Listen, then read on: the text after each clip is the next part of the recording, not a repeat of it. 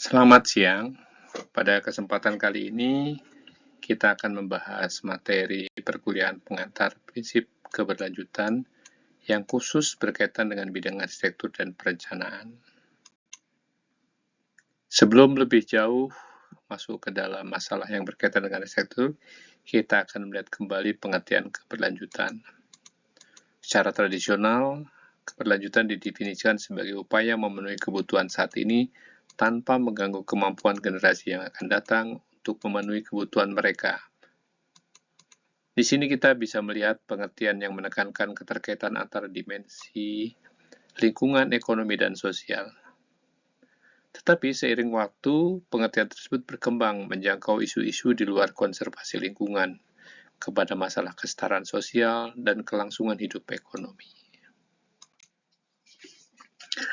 Pada dasarnya memang konsep keberlanjutan bersifat multidimensi dan penting untuk membentuk masyarakat yang seimbang dan berketahanan melalui peran masing-masing pilar. Pilar lingkungan berfokus pada upaya untuk meminimalkan dampak negatif aktivitas manusia. Sementara pilar sosial menekankan pada keadilan sosial, kesejahteraan, dan tanggung jawab pengelolaan sumber daya. Sedangkan pilar ekonomi mempromosikan pertumbuhan dan pembangunan ekonomi yang mampu menjamin distribusi manfaat secara berkeadilan. Sebelumnya kita sudah mempelajari bagaimana konsep berkelanjutan dikembangkan agar lebih operasional ke dalam 17 TPB. Sekarang kita akan secara khusus meninjau bagaimana arsitektur berkorelasi dengan TPB-TPB tersebut. Di sini kita lihat ada 4 TPB yang sangat relevan. Namun ini tidak berarti TPB lainnya tidak penting. Relevansi TPB digambarkan dalam segitiga untuk memperlihatkan bagaimana implikasinya saling berkaitan. Yang paling dasar adalah aksi iklim yang menekankan pada upaya agar bangunan memiliki jejak karbon yang rendah. Di tingkat berikutnya ada industri, inovasi, dan prasarana yang menekankan peran material dan metode konstruksi yang berkelanjutan. Selanjutnya, kita melihat energi bersih dan terjangkau yang mendorong peralihan pemanfaatan kepada sumber-sumber energi yang terbarukan dan bangunan yang efisien energi. Pada puncaknya, dari proses-proses tersebut diharapkan ada kota dan komunitas yang berkelanjutan. Tujuan ini menggarisbawahi pentingnya perencanaan dan perancangan arsitektur yang berkelanjutan. Arsitektur mempunyai peran yang cukup signifikan dalam mencapai TPB. Setidaknya ada 4 tantangan besar yang langsung bersentuhan dengan dunia arsitektur. Tantangan-tantangan tersebut jelas memperlihatkan bagaimana rancangan arsitektur dapat berkontribusi mendukung upaya mencapai TPB. Cara paling sederhana untuk melihat kaitan arsitektur dengan TPB adalah melihat dampaknya. Arsitektur sebagai lingkungan binaan muncul melalui siklus yang prosesnya mulai dengan material mentah ke pembangunan, pemanfaatan, dan penghancuran jika suatu bangunan sudah tidak bisa dimanfaatkan. Ketiga proses tersebut bisa kita lihat bagaimana dampaknya terhadap lingkungan, mulai dari emisi material dan konstruksi, penggunaan energi untuk bangunan dapat berfungsi, hingga limbah atau sampah yang dihasilkan saat penghancuran. Untuk melihat lebih rinci dampak tersebut, ada proses asesmen siklus hidup atas bangunan. Asesmen tersebut mencakup 5 langkah, mulai dari ekstraksi material mentah, proses pabrik dan pengangkutannya, tahap konstruksinya, masa pemanfaatan bangunan, dan akhir pemanfaatannya. Semua tahap itu ada buangan ataupun kebutuhan energi yang berdampak pada TPB. Kita ambil contoh saja bagaimana suatu bangunan mengkonsumsi energi. Kita lihat pada contoh di negara-negara subtropis yang udaranya relatif dingin. Pemanasan bangunan mempunyai kebutuhan besar, sementara pendinginan relatif rendah. Yang paling rendah, sekitar 10%, adalah kebutuhan memfungsikan peralatan rumah tangga.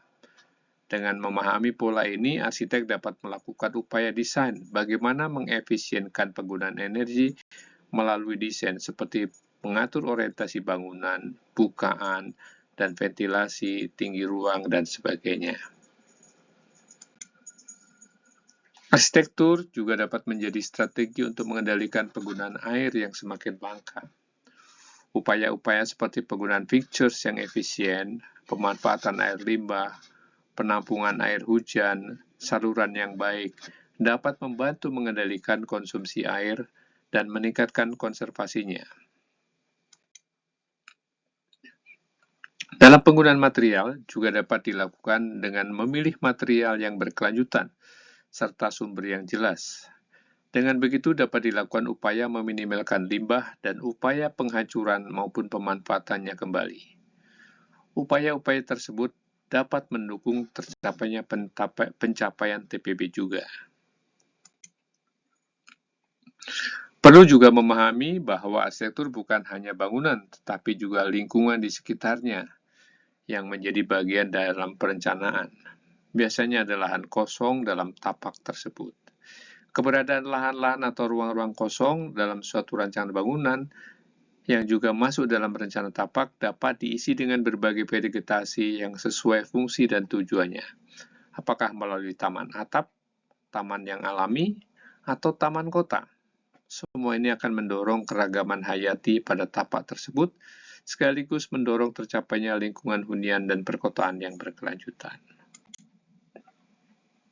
Arsitektur juga dapat menjadi sarana yang sangat mendukung pencapaian TPB dengan menerapkan strategi desain pasif untuk merespon iklim yang ada. Strategi itu dapat dilakukan dengan berbagai cara yang sangat umum diterapkan oleh para arsitek yang memahami konsep desain yang baik. Setidaknya ada 5 strategi yang dapat membantu pengurangan konsumsi listrik dengan memanfaatkan ruang hidup yang nyaman. Yang juga sekarang berkembang adalah strategi desain biofilik yang memadukan alam ke dalam lingkungan binaan. Selain menciptakan suasana alami, pendekatan ini juga menciptakan harmoni yang baik antara alam dan bangunan. Pendekatan ini sangat membantu mengatasi keterbatasan ruang hijau yang sangat dibutuhkan manusia. Perlu diingat bahwa arsitektur yang baik bukan sekedar indah dan kuat, tetapi juga nyaman bagi aktivitas hidup manusia, baik sebagai individu maupun makhluk sosial. Arsitektur harus mendukung proses interaksi manusia sebagai makhluk sosial. Rancangan yang baik harus memberi akses kepada semua orang, berkeadilan, dan meningkatkan rasa memiliki serta pemenuhan kebutuhan semua pihak. Di sisi lain, arsitektur adalah aset yang memiliki nilai ekonomi, baik melalui proses pembangunan yang tidak murah, atau biaya yang dikeluarkan saat digunakan atau dihuni. Karenanya, desain arsitektur harus mempertimbangkan juga aspek keberlanjutan ekonominya. Siklus pembiayaan menjadi faktor penting dalam proses arsitektur. Jika kita kembali melihat tahap-tahap yang ada, mulai dari konstruksi hingga penghancurannya. Teknik nilai teknis biasanya digunakan untuk mengidentifikasi masalah efisiensi biaya ini, tanpa mengurangi kualitasnya. Sebagai penutup, kita bisa melihat bagaimana arsitektur untuk mencapai TPB melalui berbagai strategi yang tersedia. Arsitektur bisa menjadi alat untuk mencapai keberlanjutan, baik secara sosial, ekonomi, dan lingkungan. Sekian kuliah materi hari ini. Terima kasih.